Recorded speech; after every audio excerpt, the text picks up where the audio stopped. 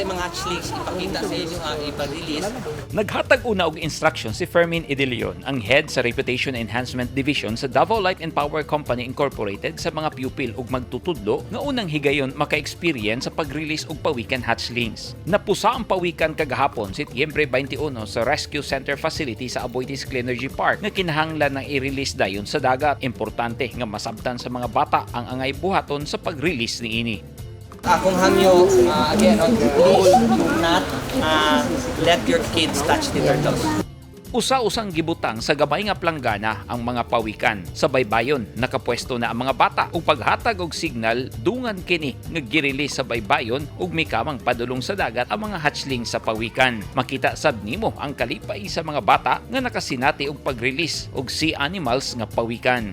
This is a very meaningful experience po sa mga students namin and for the rest of us here from Smile because we witness po yung pag-release ng mga baby sea turtles or yung mga hatchlings po, and this is really a very significant experience for all of us.